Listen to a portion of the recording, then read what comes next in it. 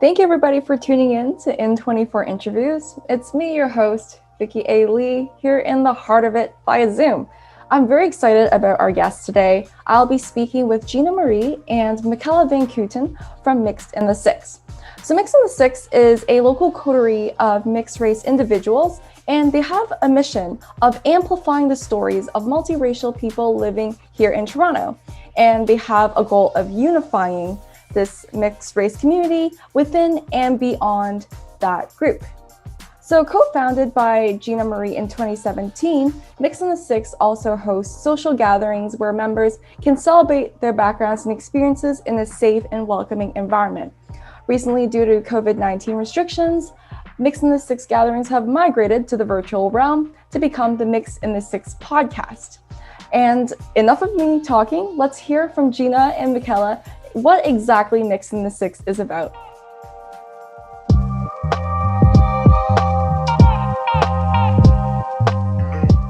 All right, so let's get right into our first question. So a very common question that racialized people, mixed or not alike, encounter is, where are you from? And if you're in Canada and you say, I'm from Toronto, they'll ask, no, really, where are you from?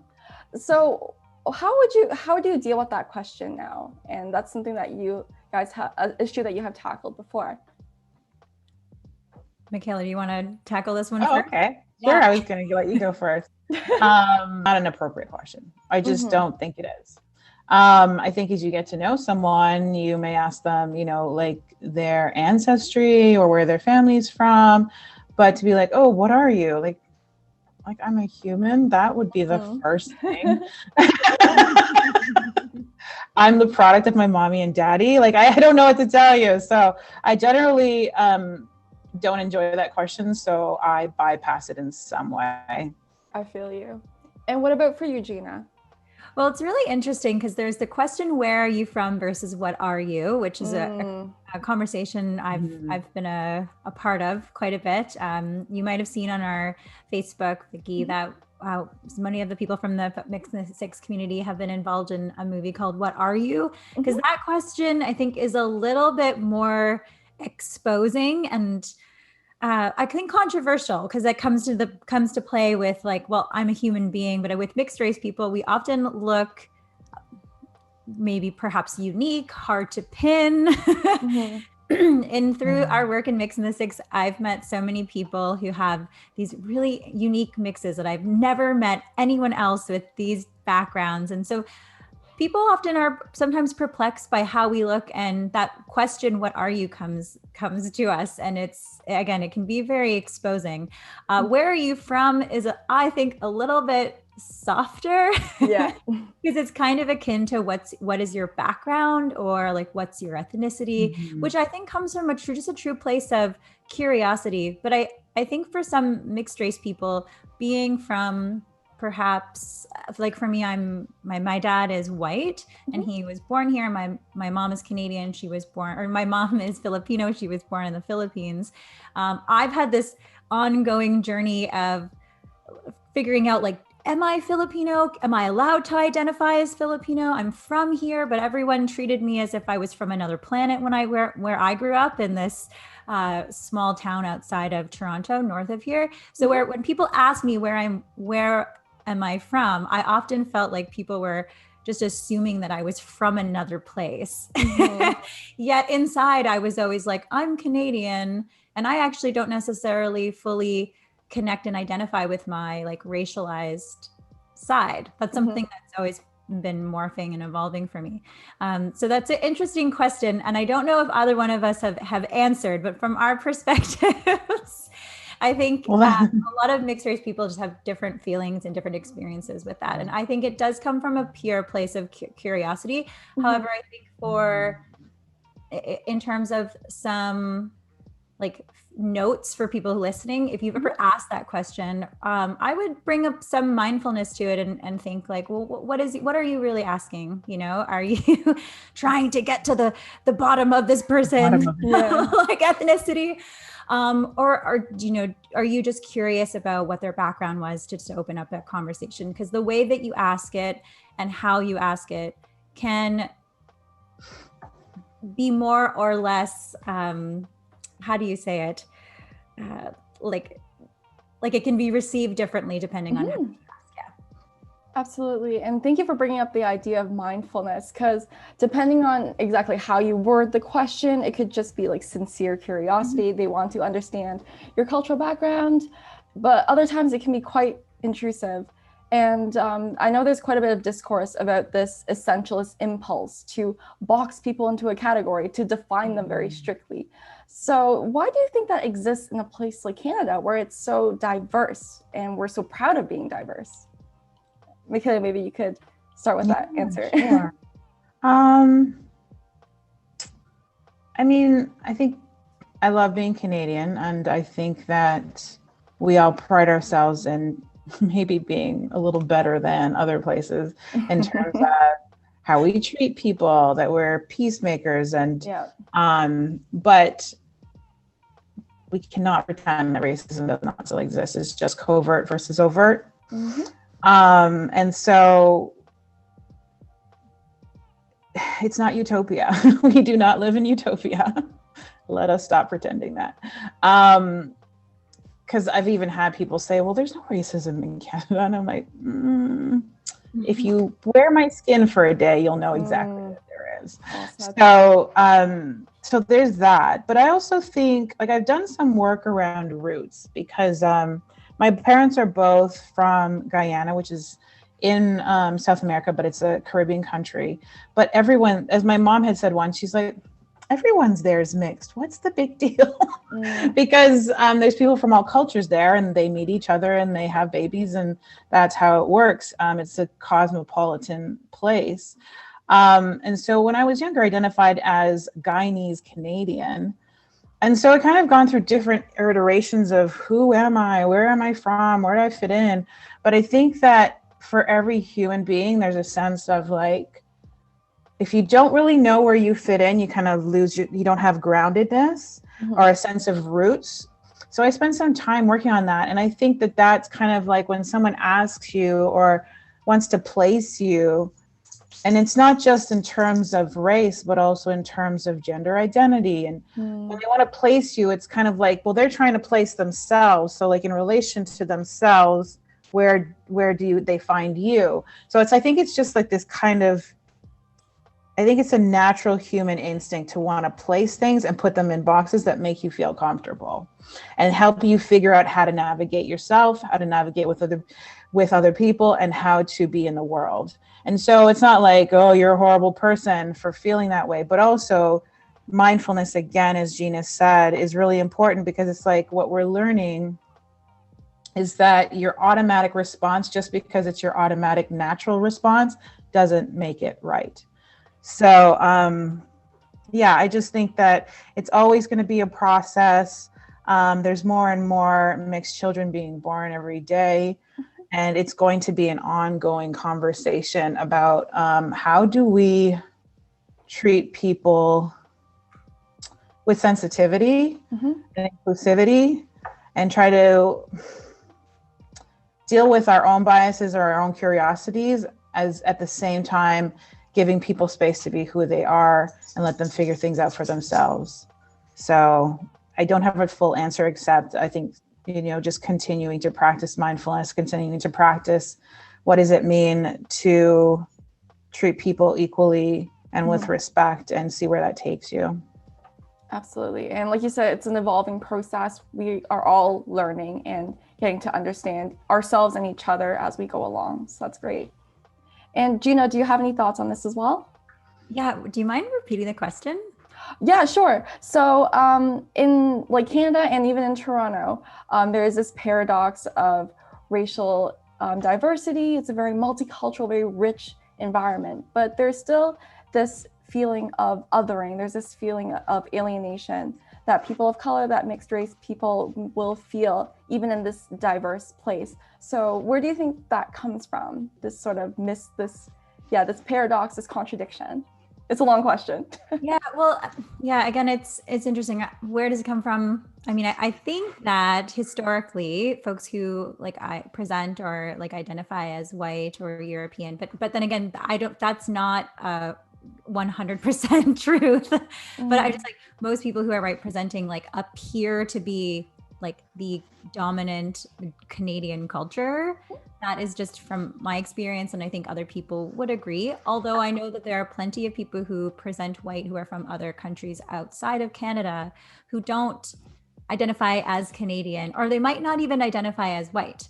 Now, that being said, I think that in my experience being a person of color and a mixed person of color, I've usually gotten that question, like, where are you from? Or what are you? Or like the trying to like put me into a box from people who are from the dominant white culture.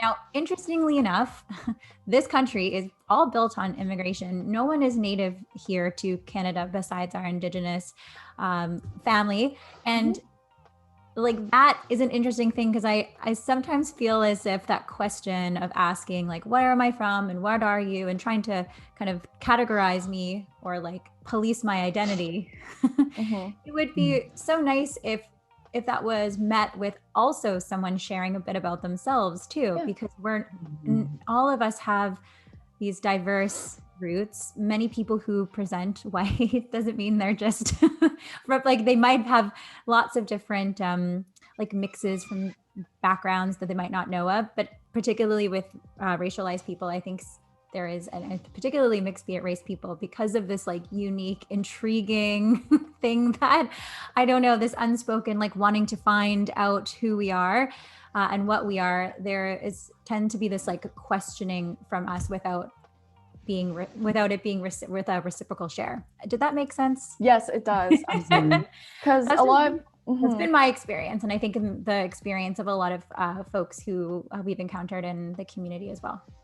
For sure. And you bring a really good point about how a lot of times that conversation is unilateral. It's like the person posing the question expects you to have a very well-formed answer, but they're not really offering anything in return that is, like you said, Mykella, mindful, nothing particularly compassionate or thoughtful in their framing of the question. But like you said, it does take a lot of learning and proactiveness to kind of question and interrogate our own biases.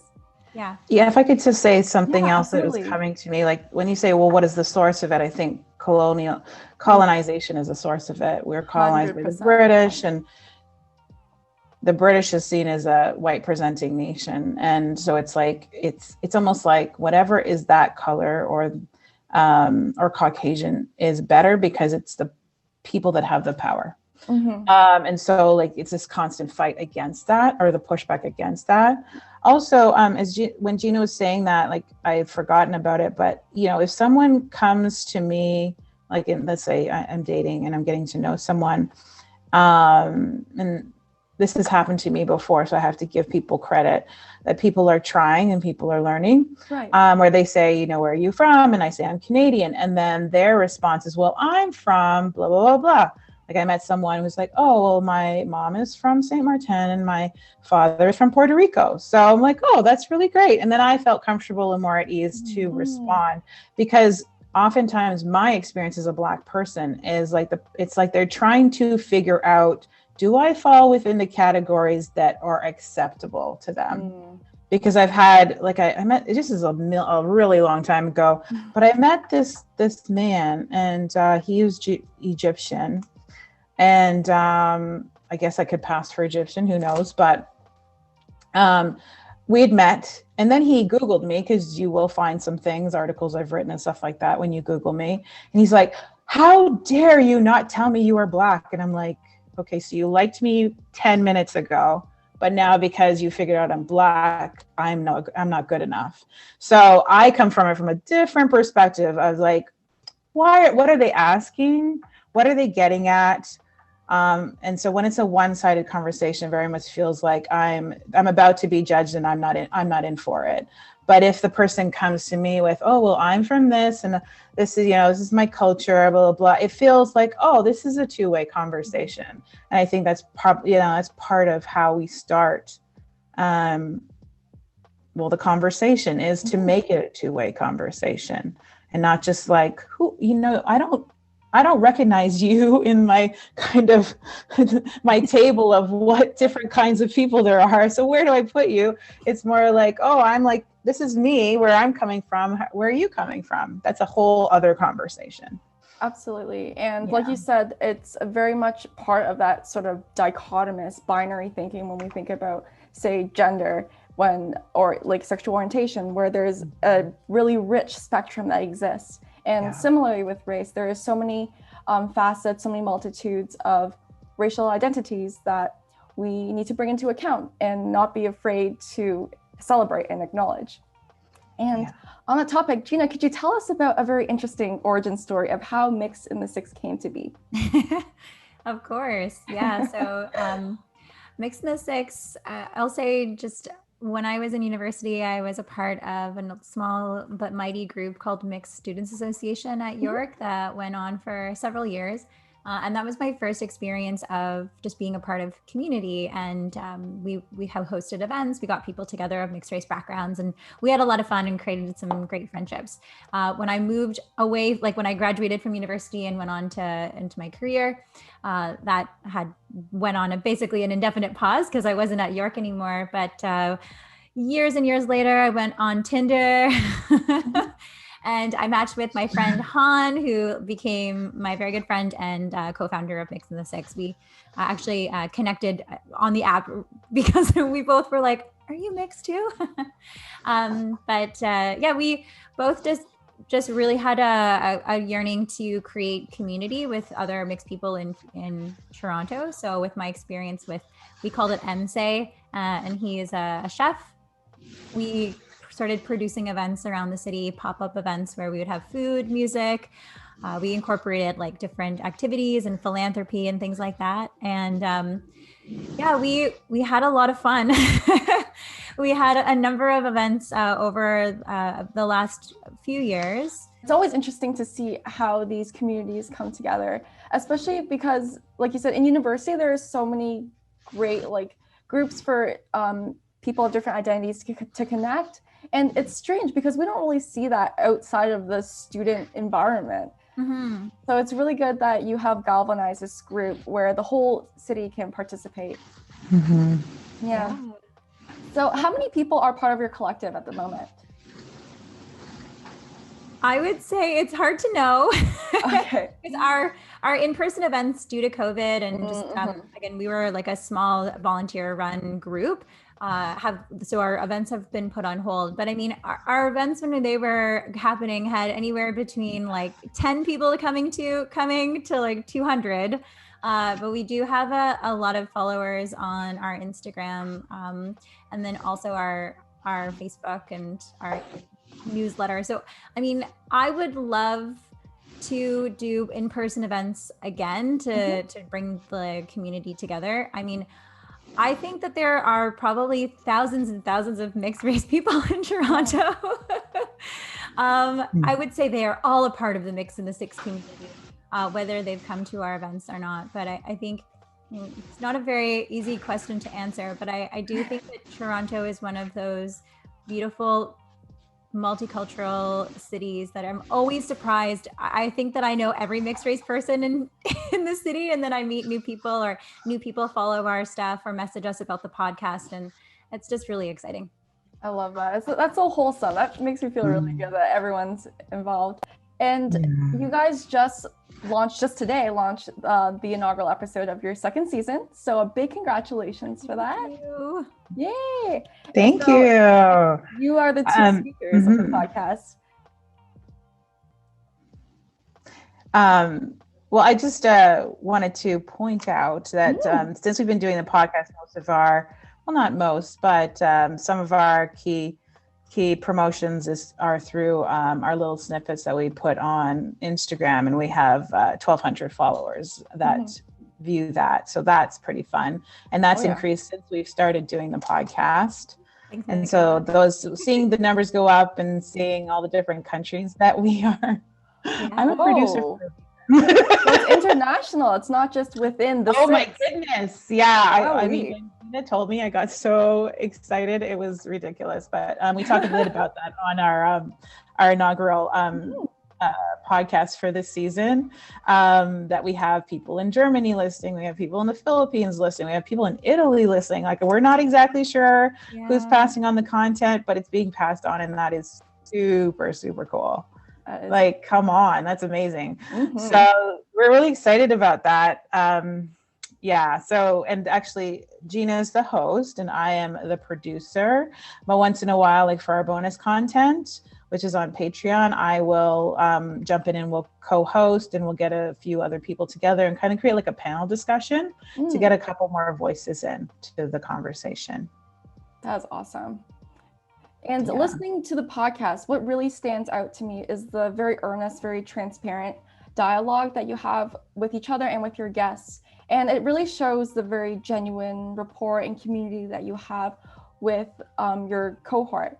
So why is it so important for Black, Indigenous people of color to have a safe space, a safe community, both online and offline, to connect? It's a big question. There are lots of big questions in this interview. Maybe Gina, you could answer to that. Yeah, you're wondering about just Black, Indigenous people of color, or BIPOC? That's all of us. Yes. I always shorten it to BIPOC lovingly, and now I'm like, oh yeah.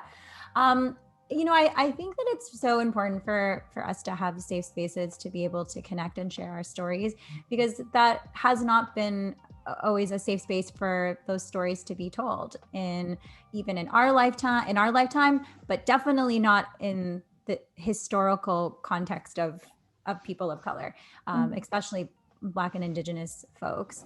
I was talking to one of our mixed cousins from Militantly Mixed, Charmaine. She's a host of another wonderful podcast out of the States.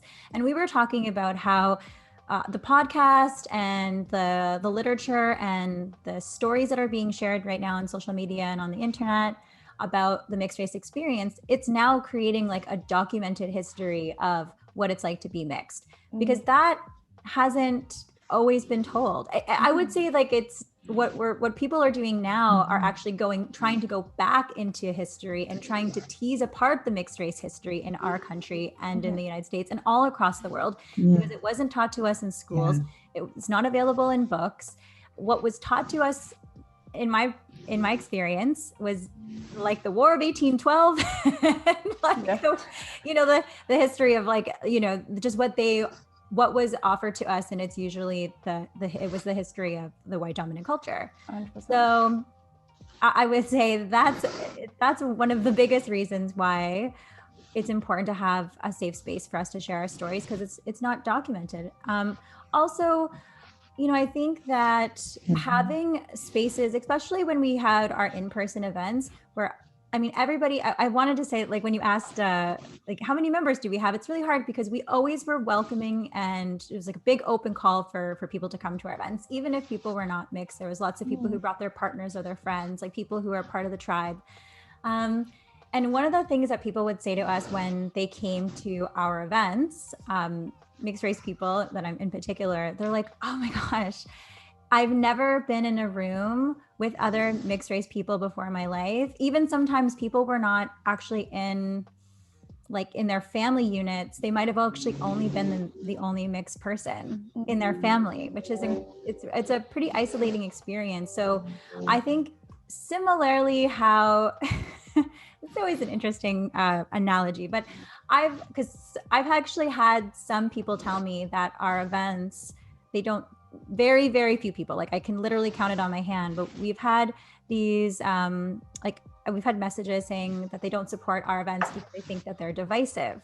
Right. They're dividing people on racial lines. And I'm like, how could we be dividing people on racial lines? Everybody who are coming to our events are from all different backgrounds. It's so beautiful. And what's important is that, like, just like how you join, say, like a Spanish speaking group or like an interest group or like a woman's group where there is like the power imbalance is taken away, or people are connecting on a shared experience, a shared love of something, a shared common thread. Like that was always the impetus for me with the events, was being able to bring people together on this shared experience so people could feel safe, feel connected, feel like they belong to something, feel like they were seen by someone else who at least a tiny bit might have walked a day in their shoes.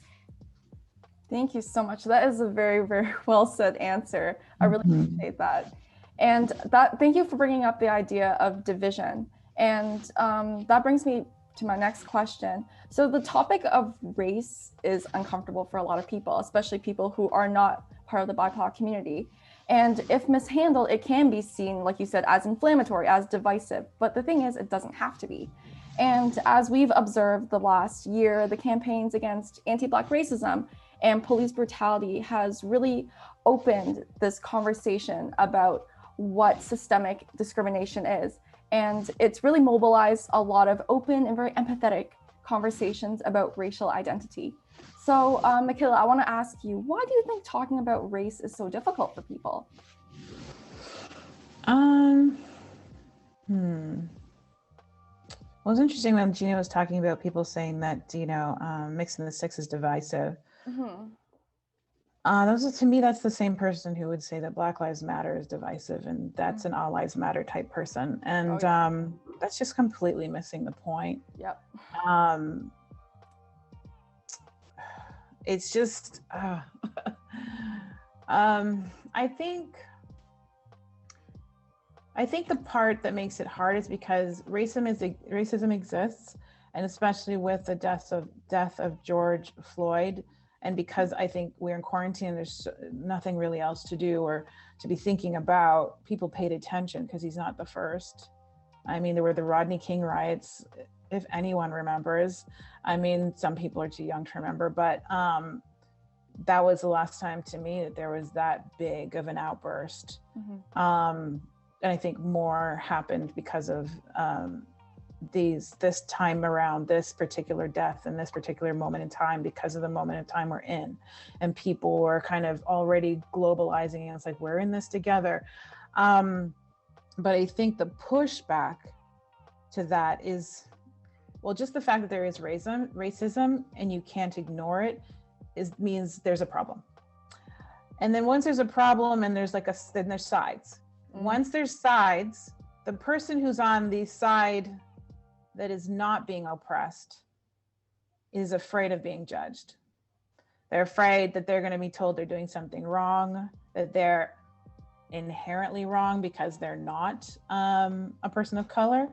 And who wants to deal with that?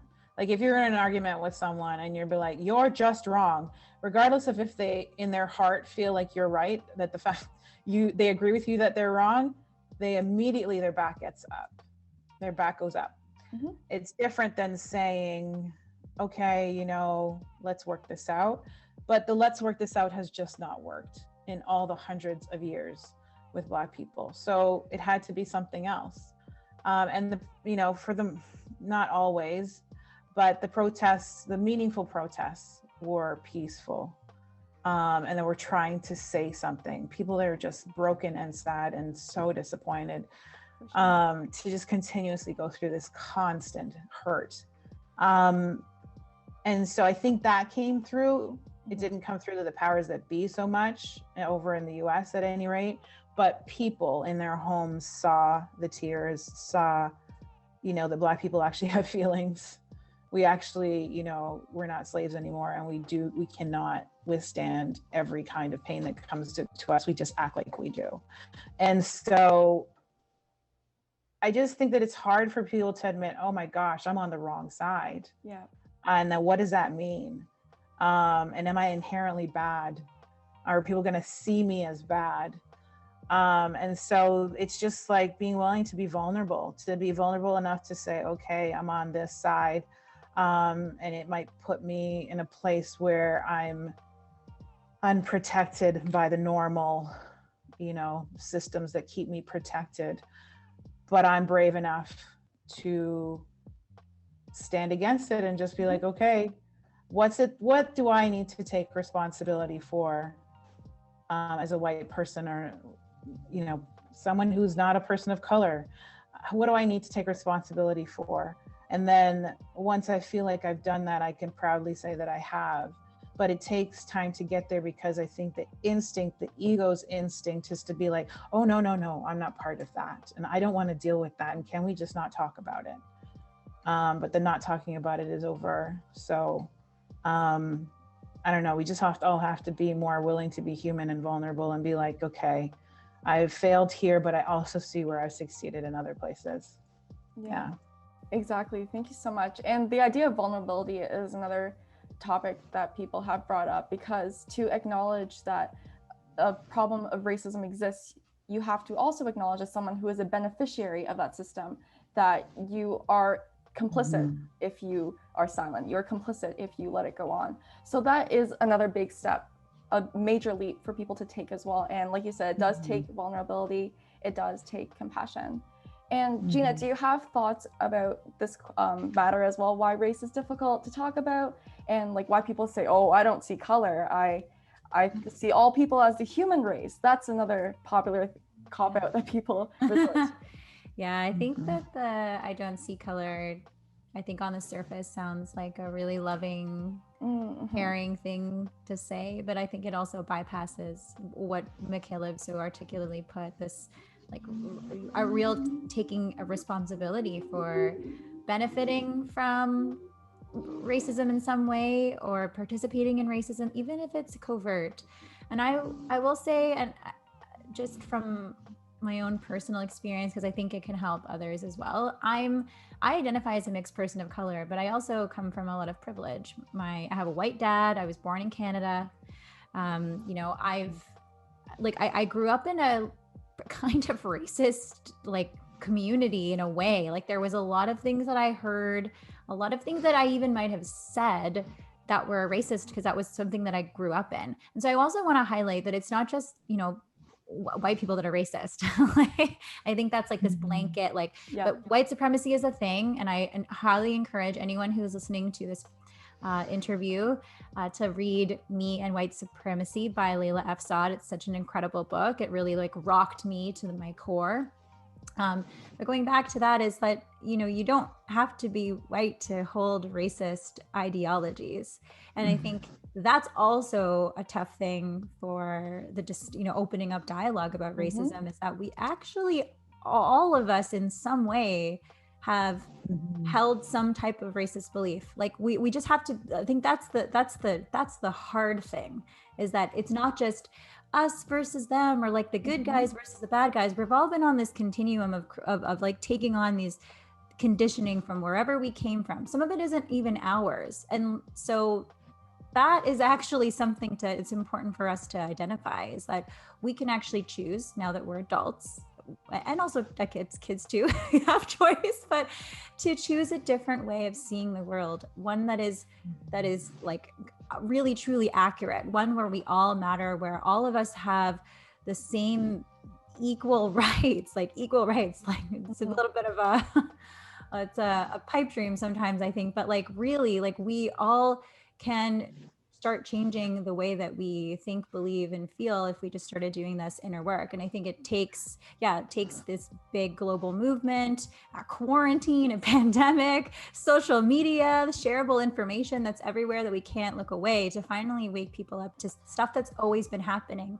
And I know I had some really intense moments over the last several months that don't even compare to what folks from the Black and Indigenous community like have experienced. So like, I'm not saying like, okay, like I had emotion and I felt something that like, you know, it's even comparable, like, but I actually felt a lot of like grief and sadness for the world, but also like really having to digest that there were things that I've said, done, believed that were racist. And I'm gonna be open and honest, as the co-founder of MIX6, a community organization bringing together mixed race people, that like that is something that was a part of my experience, and I really credit the work that I'm involved in, because it like challenges me to change the way that I think.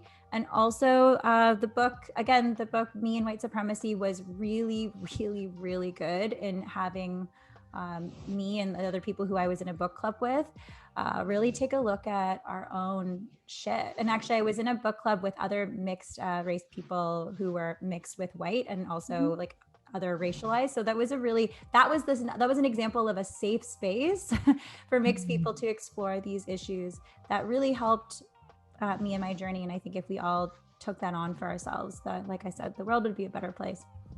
Absolutely. And thank you very, very much for your honesty. And I think another big stride that we've made with the past year, especially, is this willingness to acknowledge our privilege, to acknowledge things that we also benefit from. Because like you said, everybody has these internalized biases that we have to address as well. And from an East Asian community, there with the Black Lives Matter movement, there was a lot of open dialogue about things like anti-Black sentiment within the East Asian community. And the onus is very much on us as allies to call that out, to question our own internalized biases as we encounter them among our own community. So I think it's also important to put ourselves in our place and really interrogate our upbringing too. Yeah. Yeah. And to go to my next question, how can we ensure there is sustained support and solidarity for BIPOC communities, and not just in the sense of performative allyship, not just when there is a very major sensationalized case of racism in the media? How do we make sure that it's an ongoing project and not just something that comes and goes and peaks and troughs? Mykella, could you answer to this?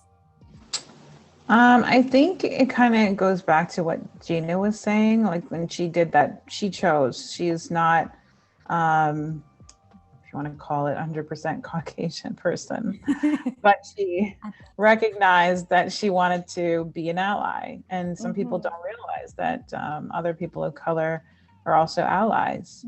And so she participated in this book club on the book, Me and White Supremacy. And I think, this is my personal opinion, is that it really starts from the individual. Because when you're willing to do that introspection and that work, that internal work, who you are to the rest of the world, as far as being an ally, is natural. Because once you've done that work, the things you say, the way you act, it all comes from inside. Like I recently did an anti-oppression workshop. It was only a few hours, but like just like the word, like just for instance, how do we oppress people with different abilities? You know, how do we oppress people with mental health issues? So like just using the word crazy. Oh, it's so crazy. Like every time I feel myself about to use that word, or I say, hey guys, when, you know, I don't know the gender of the people in the room, I stop and I go, wow, like what am I really trying to say? And wow, like how many places do I see that being used? So the fact that I can feel it in myself, oh, there's something I want to do differently, because it really hurts me to know that I have been hurting people by using these words or being this way. Then I stop myself from doing it. And then if I'm a leader in any kind of capacity, I'm not going to allow the people that I'm responsible for to behave that way, not in my presence. And they may learn something, or I might hear it somewhere else, you know, in my group of friends or one of my circles, and I can say something. To me, it has to come from the personal, individual, gut-wrenching, do your personal work level. Otherwise, it does become performative. And it's like, oh, look at me, I'm doing this wonderful thing. But really, when I go home, I don't know. I yell at the TV screen and I use the N-word. I don't know. But, you know, we don't know. But I'm just saying that I just think that the times are just asking us to go deeper.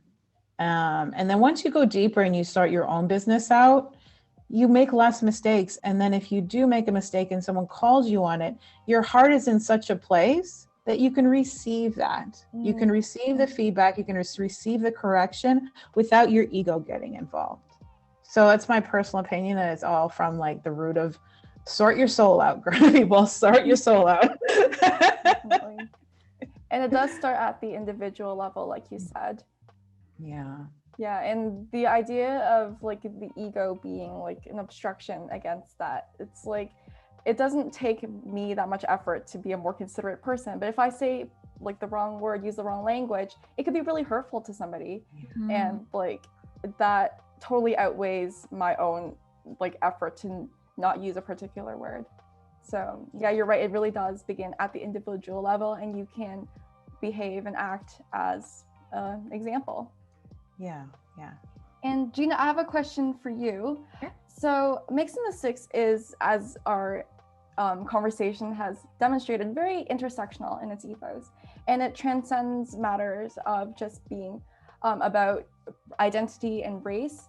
So what are some other causes that your cohort is concerned with?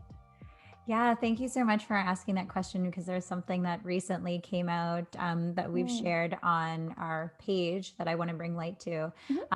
So some people might or might not know, most actually don't know, that for mixed race people who require a bone marrow donation to save their life, people who might have aplastic anemia or other conditions, if you're mixed race, you are like less likely, and like by less likely I mean like your chance of finding a match is like 0.01%, like it's less than 1%. And there's an amazing documentary called Mixed Match by Jeff Chiba Stearns that it goes into all the detail and how that all works. So I would invite people to look that up and to do their research. And so that's something that the group in the past, when we've done our in-person events, we've shed light on. We've had bone marrow registry drives. We've done a blood drive as well, and shared a lot of articles and things that bring awareness to that. And I just want to highlight that there is a CBC News article that was shared in our group, and we shared it on our page, about a young mixed Canadian or mixed Filipino and Caucasian little boy in Winnipeg that is looking for a stem cell donor to save his life. And so I would love it, Vicki, if I could send you the article so that you could post it on the bottom of this absolutely this interview. Yeah. And if you are interested in getting on the stem cell registry, you can go to Canadian Blood Services. While you're there, you can also go to the part of the page that talks about bone marrow donation as well, and sign up to be a donor. Signing up to be a donor doesn't actually mean that you'll be called, but that means if you happen to be a match for someone who requires a donation, you can go in and actually potentially save a life, which is so amazing. Also, I just want to highlight too, for people who have conditions that would require a bone marrow donation to save their life while they're waiting for a match, oftentimes it's blood transfusions that will help keep them alive. So if you have ever wanted or have also donated blood in the past, I encourage you to go in and sign up and donate blood. I did it, and it was actually very easy. They give you cookies, and it's like really a chill experience. And I remember when I saw all the blood that I donated, I asked, I'm like, how many lives will that save? And the nurse was like, that's going to save 3 lives. And I cried, I literally cried. So it's just those things that, like any individual person can sign up to do these. Like, you can just do it. It takes like 5 minutes. So if you've thought about, you want to do something that can help change lives, go ahead. But it's also one of those wonderful things that when we're in community, we can make an even bigger impact by sharing and doing things like this together. So it's something I wanted to make sure people know. Yeah, I think the little boy, his name is Boston, and he's super cute, and we want him to find a match. Awesome. Thank you so much for bringing that up. And that again shows how you have been using your platform to extend beyond just the matters within your community and to highlight other issues that other people are affected by. So thank you so much for bringing that up. So I want to switch gears a little bit. Let's talk about food. We're going to go a little yeah. Let's talk about something we can all connect on. So food is, of course, a social and cultural nucleus of many, many communities.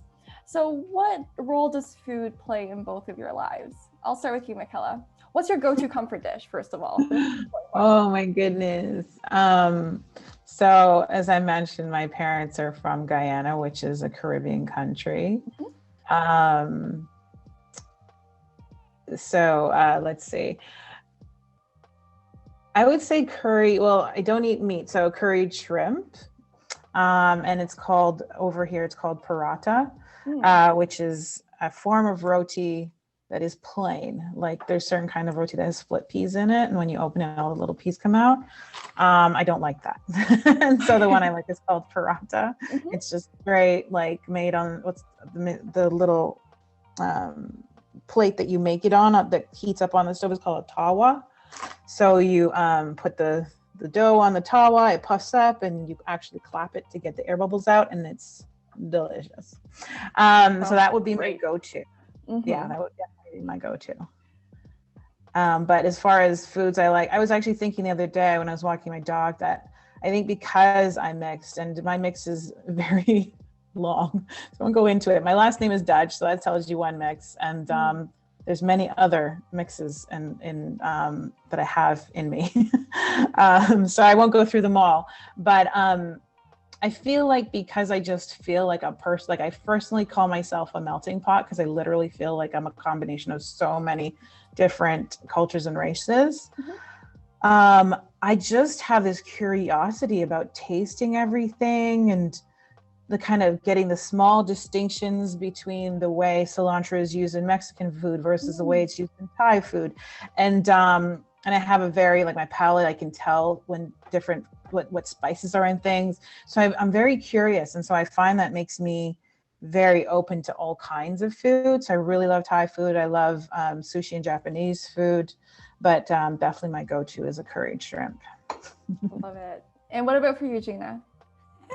Oh, this is such an easy question to answer. I'm obsessed with pancit, the Filipino noodle dish. That's like the family favorite. I mean, and it's funny because I made it recently for like a small group of friends, and one of them was Filipino, and we were talking about how I make it the Canadian way. And she's like, well, pancit's already so Canadian because like everybody eats it here. It's kind of like our version of pad thai.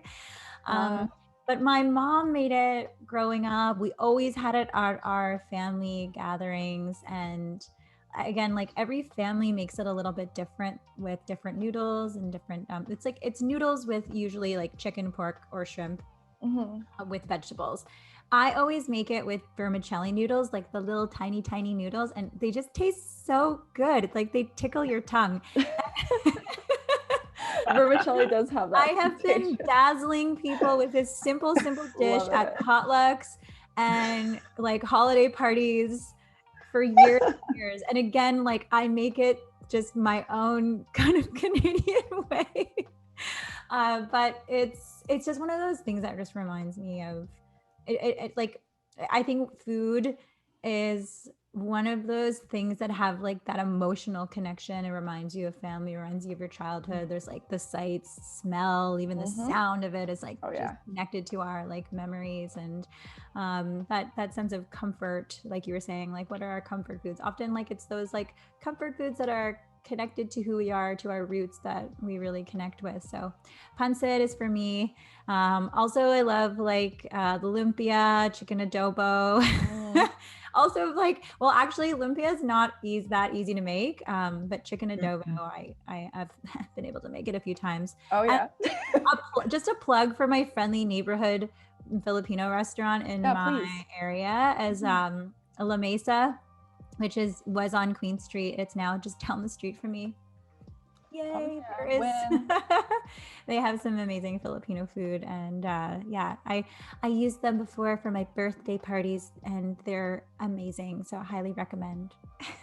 Definitely. And yeah, I will definitely be plugging in all these amazing recommendations you have to support local businesses. Yes, local restaurants. So important. Yes. Yeah. Oh my gosh. Well, yeah. My favorite West Indian. Well, not West Indian, sorry. There's the difference between Jamaican curry and Trinidadian or Guyanese curry. So my favorite Trinidadian or Guyanese curry places, there's one named Leela's, and it's at Shepherd in Victoria Park. And then there's Charlie's, and they just have, They just opened a new location at Davenport and Bloor. So that was close to my work, which was super great. And Allie's is down at Lansdowne and Queen. So those are the best as far as I'm concerned if you want Guyanese/Trinidadian style curry and roti, because Jamaican style is a little different. Yeah, and with the winter coming and you want to turn up the heat with the Caribbean flavors. Yeah, because it warms your belly up. It makes your belly so warm. You need it. It's essential. Definitely. It's like a warm hug. Yeah, exactly. Yes.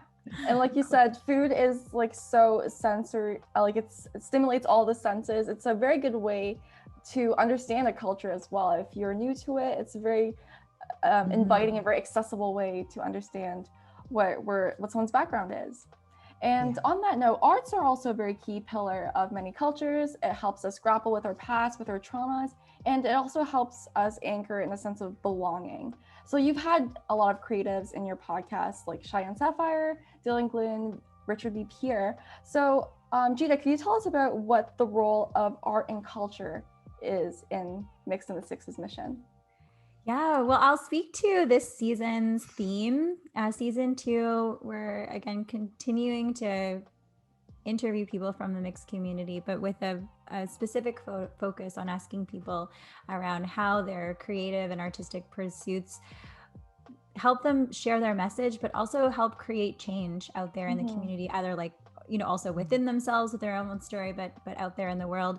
And so we have some really exciting interviews lined up. I know I just interviewed Teresa Cutknife, who is a mixed Indigenous writer, actress, performer, theater extraordinaire, about how theater and her art is helping to share stories about Indigenous history. And the interview, I'm so excited to put, I'm so excited to share it, because it's exactly what I think what we want to accomplish is to really help people to not only share their stories, but share like how art is helping to change the world, to put it in a very broad way. I know, interestingly for me, I am not I wouldn't say I'm necessarily an artist, but I think we can be creative with the podcast. But I will say that like just being able to express myself in different creative ways has helped me release a lot of like stuck energy, like helped me through a lot of dark times. And I think, you know, when we're talking about identity and like navigating tough things like racism and figuring out who we are, I think having opportunities to create stories outside of just talking is really powerful, whether it's through painting or art or drawing or singing or acting. Like all of those things is just a part of really like the fabric of being human. So art matters. And we're just like really excited to have an opportunity to share what people are doing with their creative pursuits on the podcast this season.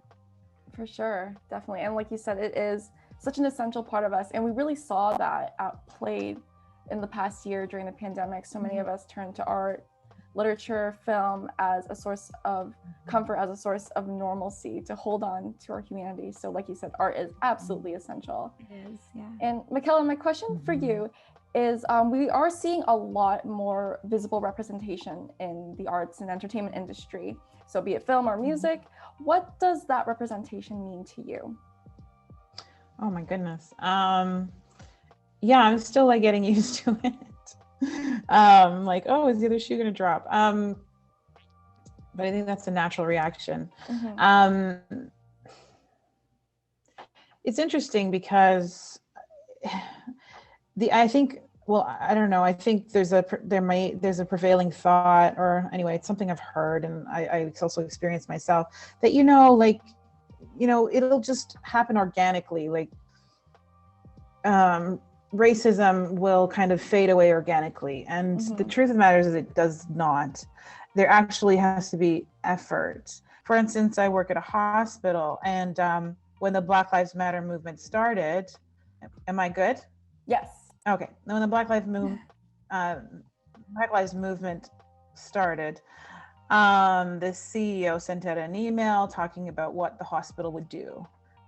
And honestly, reading it, at first I didn't really believe it, because it's like, yeah, it's just kind of just talk. But at the same time, it's like, wow, I do appreciate that. I do appreciate this actual acknowledgement that we can do better.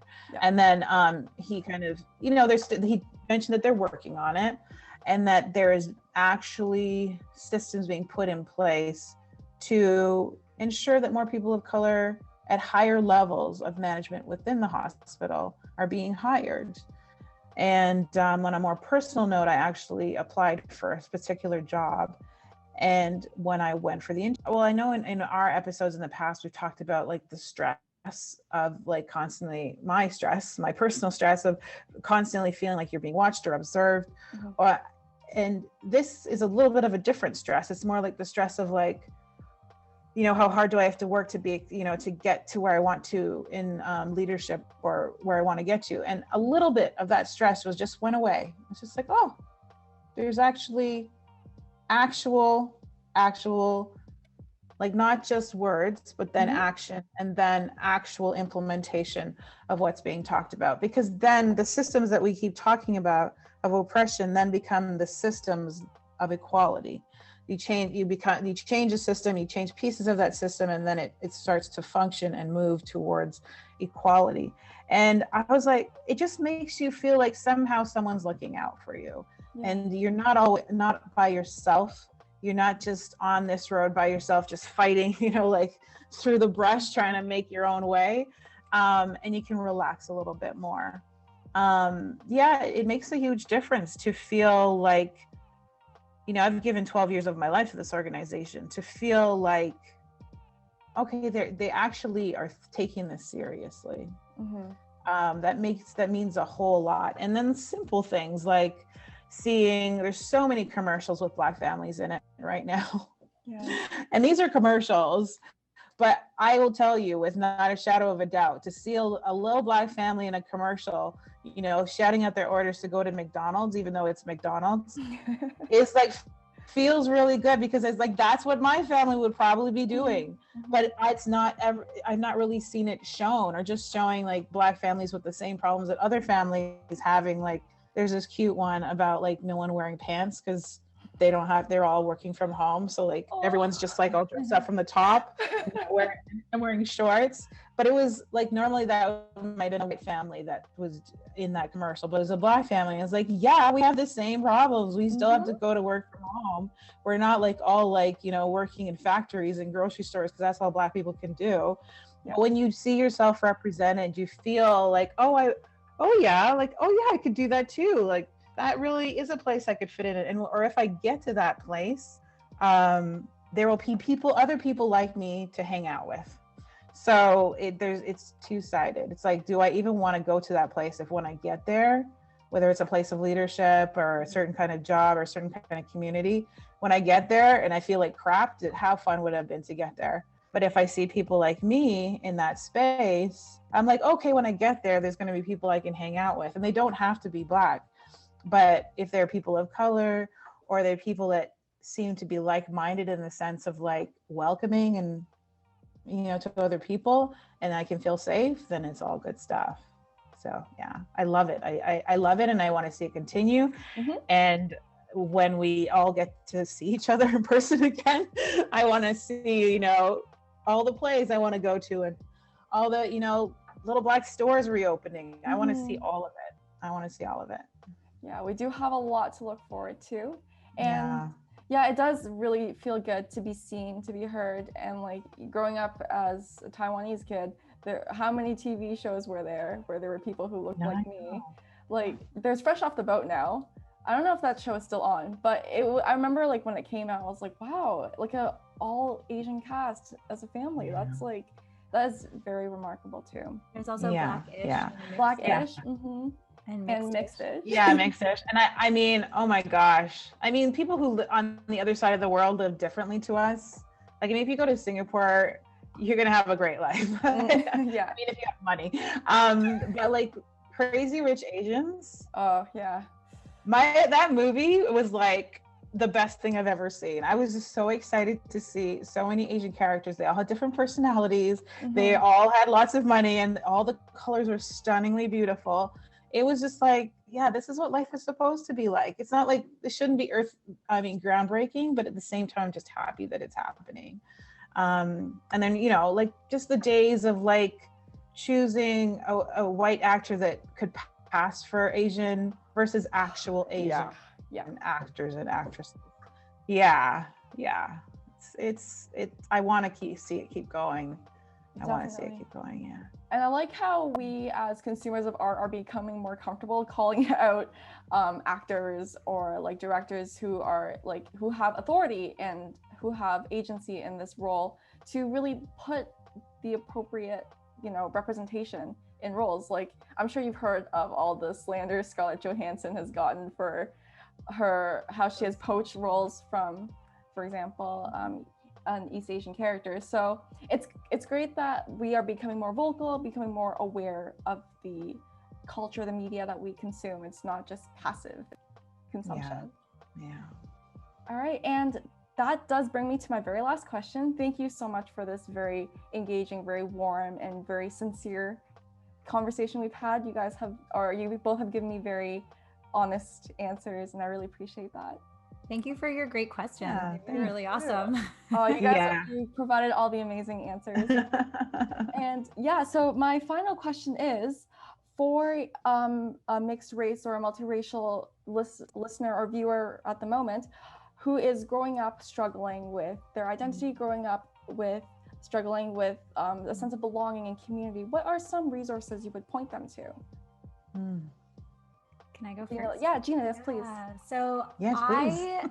Oh my goodness. Okay, what a great, well, please listen to our podcast. Of course, goes without saying. Listen, we're on Apple Podcasts, Spotify, Stitcher, on all the platforms. So come on down, listen. There's also so many great podcasts out there: Militantly Mixed, Radiant Mix, Some Kind of Brown. Please check out What Are You? The documentary by Richard B. Pierre. It's such a great film. The Mixed Bloom Room is a Facebook account, or sorry, an Instagram account, but run by this wonderful woman named Sarah, who also has these great resources for mixed families and parents of mixed race children. So I know that's a little bit of more for the parents, but she has a lot of really great resources. There's also a really wonderful Instagram account called Mixed Message that's been posting a lot of really great history and content and stuff that I think would really connect with people of all different ages for mixed race people. I just also think just like a message that I'd like to send to other people out there who are mixed, young or old, who have ever like struggled with their identity or kind of figuring out who they are or where they fit, just that you belong. There are other people that have experienced things similar to you. And I'm totally going to steal a quote from one of our guests and friends, Sarah Chasm. You're a whole answer. You're not a half. I love that. You are not pieces or parts. Like, you're a whole person and you're beautiful and you're amazing. And you might identify one way today and a different way another day. And that's okay too. It's your own journey. It's your own path. And as a mixed person in this world, it's something that it can be difficult, but it's also really a thing of beauty. So just embrace yourself and know that there are people out there that will be like family, like us over at MIX6, and there's also lots of information out there. You just have to look. Absolutely. Thank you very much, Gina. And what about you, Mykella? Are there any sort of resources, any messages you would send to someone listening? I would definitely agree with Gina. For me, something I like to do is I like to get only nurturing things showing up in my Insta feed. So following all the mixed race groups you can find. There's Mixed in the Six. It's at Mixed in the Six, SIX. On our Insta, we promote each of our podcasts. We also promote things that are happening in the community in general.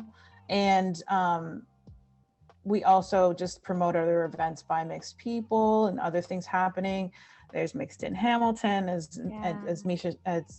Gina said, there's the other podcasts, Militantly Mixed, and the others. So I just like to fill myself with content that's going to give me some peace, give me feel a sense of belonging and connectivity. And then through, seeing what these groups are posting, you can decide how much do you want to be involved, because some of them do have events, have podcasts. As a shameless plug, I would say definitely listen to Mykella podcast, because not even if you just look at season 1, almost every single one of our guests are all mixed, and they all have some form of creative expression that they have that relates specifically to the fact that they're mixed, like our comedians, Nick, and then we have one episode coming up with another comedian, and they have comedic albums both on Spotify, Nick Reynoldson and Jen Sacato, and they talk about being mixed in their jokes, and it's so nice to just sit down and listen to people talking about your experience, but it's not you. And then Dylan wrote the kids book. Rainbow. He's talking about was it called Rainbow Boy? Rainbow. So yeah, Rainbow. So it's just great that there's so many people in the community putting out content. I don't know, there's like an inventory of content that I'm aware of, but we're trying to consistently build it ourselves, and the people in our community, the people that we're highlighting, they're putting stuff out there. They're putting themselves out there. And I just would say to kids who are growing up, just try to find your people. I think Instagram is a good place to start for sure. Yeah. I also want to say, one of the things we ask people on our podcast is, what would you say to your younger self? And we've had some really amazing responses. And I think I think it's interesting, because I think there's more and more people who are being born who are mixed. And I think the way that the world is changing, perhaps that struggle will still be there, but maybe it's also changing. So I would say, even if you're an adult or a teenager, or you're not any of those, I think it would be great to come and check out our podcast and all the other resources that we've said, because I think, again, like, figuring out your identity and finding your tribe is like a lifelong journey. So yeah, absolutely. 100%. Thank you so much for your personal recommendations, and we will of course list all of those into our video description, and we will plug the MIT6 socials and podcasts at the forefront. So thank you again so much for your time. Thank you for your very sincere, your very generous responses, and for really opening up to this conversation. So thank you both, Gina and Mykella, for joining me today. Thank you. Oh, awesome. I had a great time. It was great. Me too. Yeah, it was so much fun. It's such a heartwarming discussion too. I wish I could give you guys both a hug. Sadly, we're in virtual hug. Here, I'll hug my big phone. That's it. Thank you so much for watching to the end. It was a really good discussion. I really love speaking with Gina and Mykella. They're very kind people. And Mykella brought a really good point about how change really does start at an individual level.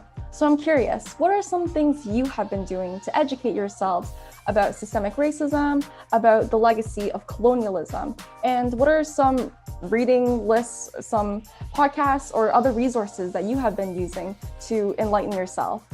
Also, on the topic of individual change and reform, what are some things you have been doing to make sure that you're leading a more mindful and compassionate life? Let us know in the comments below. And again, thank you so much for watching to the end. I am Vicki A. Lee, in the heart of it. Goodbye for now.